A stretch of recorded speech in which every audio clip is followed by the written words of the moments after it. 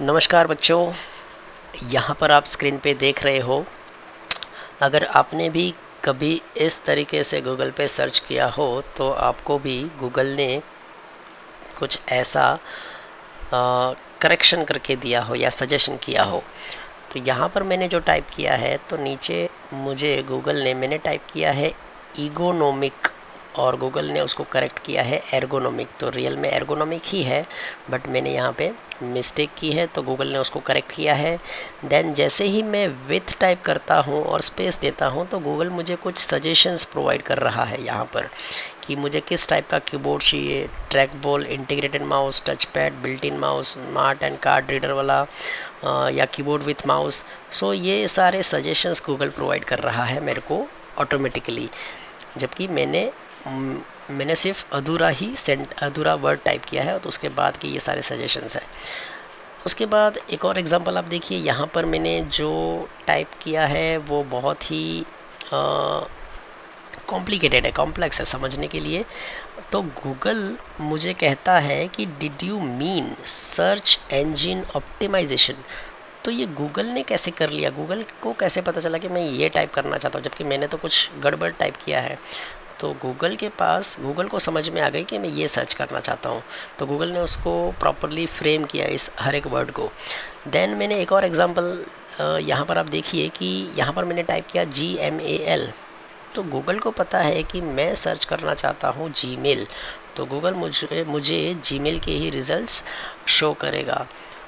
तो गूगल को कैसे पता चला कि उसका जो यूज़र है वो क्या करना चाहता है, गूगल के पास ये कैपेबिलिटी कहाँ से आई? तो इसको कहते हैं आर्टिफिशियल इंटेलिजेंस। और आज का जो हमारा टॉपिक है एक्सपर्ट सिस्टम्स। तो the expert system is a part of artificial intelligence and the first expert system was developed in the year 1970, which was the first successful approach of artificial intelligence.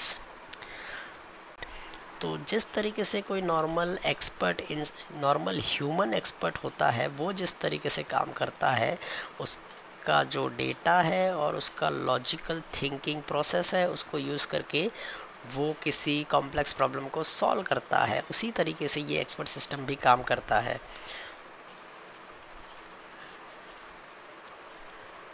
Google जो है इन expert system का use करता है search algorithms में। लोगों का जो लोगों की क्वेरी है, लोगों ने जो क्वेरी सर्च की है उसका मीनिंग क्या है ये समझने के लिए, यूज़र का इंटेंट समझने के लिए और उसके अकॉर्डिंग उन यूज़र्स को रिलेवेंट सर्च रिजल्ट्स प्रोवाइड करने के लिए गूगल इन सर्च एल्गोरिदम्स में एक्सपर्ट सिस्टम को यूज़ करता है। दूसरा, गूगल असिस्टेंट भी इन्हीं एक्सपर्ट सिस्टम्स को यूज़ करता है, इसी एक्सपर्ट सिस्टम को यूज़ करता है। गूगल असिस्टेंट क्या करता है? तो गूगल असिस्टेंट जो है वो नेचुरल लैंग्वेज को प्रोसेस करता है, नेचुरल लैंग्वेज प्रोसेसिंग पावर होती है इन असिस्टेंट में, ताकि उसका जो यूज़र है वो किसी भी लैंग्वेज में, अपनी नेटिव लैंग्वेज में या नेचुरल लैंग्वेज में इससे क्वेरी पूछ सके, नॉर्मल लैंग्वेज में क्वेरी पूछ सके और ये सिस्टम्स उसका रिस्पॉन्स दे सके, रिलेवेंट रिस्पॉन्स दे सके।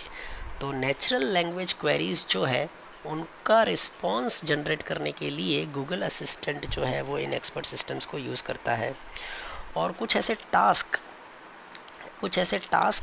हैं जो परफॉर्म करने के लिए, जैसे कि रिमाइंडर सेट करना, मैसेज सेंड करना, कुछ रिकमेंडेशन प्रोवाइड करना, इन सारे टास्क के लिए Google assistant in expert system को यूज़ करता है। फिर बात आती है गूगल मैप्स की। तो गूगल मैप्स के अंदर भी ये एक्सपर्ट सिस्टम यूज़ की जाती है।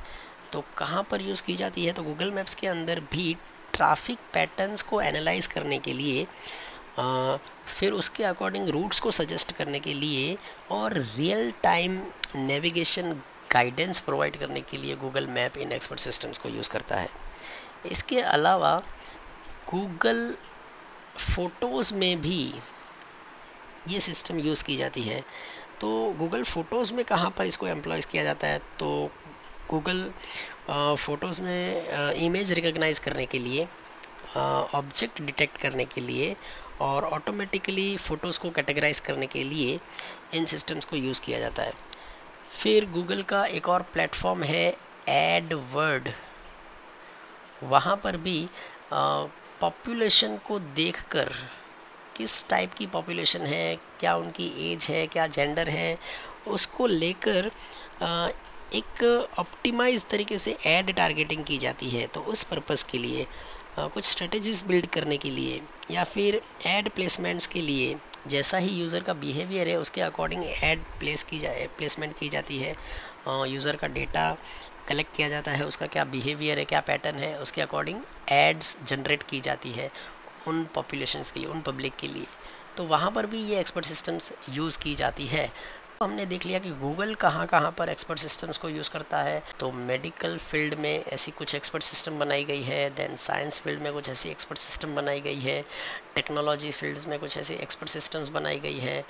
तो जहाँ पर ये एक्सपर्ट सिस्टम्स डोमेन स्पेसिफिक है, उसके अलावा अगर आप इनसे कोई क्वेरी पूछोगे तो वो उनको पता नहीं होगा। उस डोमेन से रिलेटेड अगर आप उससे कोई क्वेरी पूछोगे तो यस, तो उसका आपको स्पेसिफिक आंसर मिलेगा। तो चलिए अब हम जानते हैं कि एक्सपर्ट सिस्टम आखिर में काम कैसे करता है। तो ये रहा इसका वर्किंग स्ट्रक्चर, इसकी ये ब्लॉक डायग्राम। इस डायग्राम से हम समझेंगे कि ये कैसे काम करता है। जैसे कोई नॉर्मल ह्यूमन एक्सपर्ट होता है, वो अपना नॉलेज इस नॉलेज इंजीनियर को प्रोवाइड करेगा, इसको सिखाएगा, और ये नॉलेज इंजीनियर इस नॉलेज को पूरे इस नॉलेज को जल्दी से सीख लेगा और इस नॉलेज बेस में उसको फीड कर देगा, उसको ऑर्गेनाइज करेगा, उसको कैटेगराइज करेगा और इस नॉलेज बेस में वो सारा ही नॉलेज स्पेसिफिक, जो भी डोमेन स्पेसिफिक नॉलेज है, वो इस नॉलेज बेस में स्टोर करेगा, फीड करेगा। और इस नॉलेज बेस को ये नॉलेज इंजीनियर रेगुलर बेसिस पे अपडेट करता रहेगा, ताकि जितना ज़्यादा नॉलेज हो उतना ही ज़्यादा ये सिस्टम एक्यूरेटली और एफिशिएंटली काम करेगा। अब कोई यहाँ पर एक यूज़र है जो अपने फील्ड में एक्सपर्ट नहीं है बट हाँ यूज़ करना जानता है, तो वो उसको ये सिस्टम यूज़ करनी है। इस यूज़र को अगर कोई क्वेरी है तो वो अपनी क्वेरी इस सिस्टम के इंटरफेस के थ्रू कम्युनिकेट करेगा। और ये इन्फ्रेंस इंजन है, यहाँ पर कुछ ऐसे रूल्स लिखे हुए हैं कि अगर ऐसी क्वेरी आई तो आपको ये देखो, नॉलेज बेस में तो बहुत सारा डेटा है, दुनिया भर का नॉलेज है, वो सारा ही डेटा तो इस यूज़र के काम का नहीं है। तो इस यूज़र के जो काम का नॉलेज है वही रिट्रीव करना है। तो इसकी जो क्वेरी है उस क्वेरी को ये इन्फ्रेंस इंजन ऑब्जर्व करेगा, उसको प्रोसेस करेगा, और इस इन्फ्रेंस इंजन के अंदर इफ़ देन वाले ऐसे कुछ रूल्स लिखे होंगे, इन्फ्रेंस रूल्स लिखे होंगे, तो इसको रूल्स इंजन भी कहा जाता है। तो उन रूल्स के अकॉर्डिंग वो इस नॉलेज बेस से इस यूज़र के काम का नॉलेज रिट्रीव करेगा और इस यूज़र को प्रोवाइड करेगा।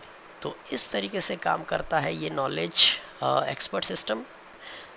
तो यहाँ पर कुछ पॉपुलर एग्जांपल्स है एक्सपर्ट सिस्टम्स के, मेडिकल फील्ड के और साइंस फील्ड के। तो पहला जो है डेंड्रल, वो साइंस का एक आर्टिफिशियल इंटेलिजेंस प्रोजेक्ट है जिसका यूज़ केमिकल एनालिसिस करने के लिए किया जाता था, कोई अननोन केमिकल सब्सटेंस को, मॉलिक्यूल को डिटेक्ट करने के लिए। तो नॉलेज बेस के अंदर सारा ही केमिस्ट्री का, ऑर्गेनिक केमिस्ट्री का जितना भी डेटा है वो उसमें स्टोर कर दिया जाता है, और फिर जो कोई अननोन केमिकल या अननोन सब्सटेंस हो तो उसके क्या फीचर्स है उसके अकॉर्डिंग वो उसको आइडेंटिफाई करता है। तो ये एक ऐसा एक्सपर्ट सिस्टम बनाया गया था। माइसिन जो है वो एक ऐसा सिस्टम बनाया गया है, एक्सपर्ट सिस्टम, कि जिसमें बैक्टीरिया से होने वाले इन्फेक्शंस, उसके रीजंस क्या है और उसके अकॉर्डिंग डॉक्टर्स को पेशेंट्स को क्या रिकमेंड, कौन सी एंटीबायोटिक्स रिकमेंड करनी चाहिए। फिर ब्लड क्लोटिंग से होने वाले डिसीज़, ब्लड क्लोटिंग डिसीज़ जो भी है उसको डायग्नोज, उसका अगर पेशेंट अपने सिम्टम्स इस सिस्टम के अंदर डालेगा तो ये सिस्टम उसे बता देगी कि तुम्हें ऐसा कोई डिसीज़ है या नहीं। तो डायग्नोसिस पर्पज़ के लिए भी ये सिस्टम यूज़ किया जाता था। देन PXDES भी ऐसा ही एक एक्सपर्ट सिस्टम है जो यूज़ किया जाता था डिटरमाइन करने के लिए कि लंग कैंसर जो है वो किस लेवल का है, किस टाइप का है और कितना हार्म हुआ है, किस डिग्री का हार्म हुआ है। तो ये सारा ही ये सिस्टम के थ्रू पता कर पाते थे डॉक्टर्स। कैडेट एक ऐसा ही एक्सपर्ट सिस्टम है जो डायग्नोस करता है कि कैंसर किस स्टेज का कैंसर है, ये डिटेक्ट करने के लिए ये सिस्टम यूज़ की जाती थी। तो ये थी सारी बातें एक्सपर्ट सिस्टम से लेकर। If you did like this video, please subscribe to my channel and share this video to your